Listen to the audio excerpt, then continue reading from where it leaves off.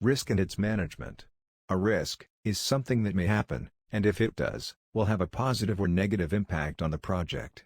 That may happen implies a probability of less than 100. If it has a probability of 100%, in other words, it will happen and it is a certainty issue. An issue is managed differently when compared with a risk. A risk must also have a probability something above 0 but less than 100%. There must be a chance to happen or it is not a risk. Generic and business risks. Generic risks are common to all projects. For example, the COVID-19 pandemic is an example of a generic risk. Business risks are ongoing specific risks that are best handled by the business. An example is that if the project cannot meet end of financial year deadline, the business area may need to retain their existing accounting system for another year. Any risk has two parts: the cause and the impact. Cause of the situation such as vendor not meeting deadline, business users not available, and so on.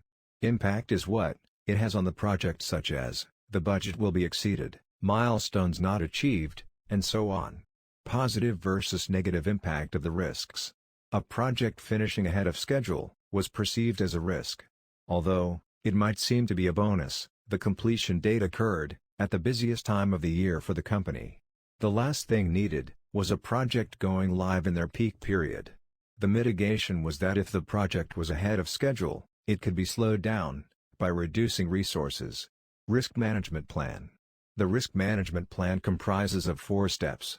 There are risk identification, quantification, response and control. Risk identification. Here we identify and name the risks. The best approach is a workshop with business and IT people to carry out the identification. Use of a combination of brainstorming and reviewing of standard risk lists. Risk quantification. Risk need to be quantified in 2 dimensions.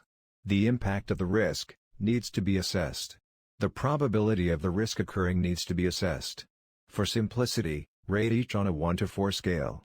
The larger the number, the larger the impact or probability. By using a matrix, a priority can be established. Risk response. The risk response strategies are: avoid the risk. Do something to remove it. For example, use another supplier. Transfer the risk. Make someone else responsible. Perhaps a vendor can be made responsible for a particularly risky part of the project such as delivery risk. Mitigate the risk. Take actions to lessen the impact, or chance of the risk occurring. If the risk relates to availability of resources, draw up an agreement and get sign-off for the resource to be available. Accept the risk. The risk might be so small that the effort to do anything is not worthwhile. Risk control. The final step is to continually monitor risks to identify any change in the status, or if they turn into an issue. It is best to hold regular risk reviews to identify actions outstanding, risk probability and impact, remove risks that have passed, and identify new risks. So, I trust you now have a fair idea of what risk is and the steps to manage. If you would like updates on educational content of this nature, please feel free to like by clicking the thumbs up, subscribe, and also hit the notifications bell button. It's Giant signing off for now. Bye.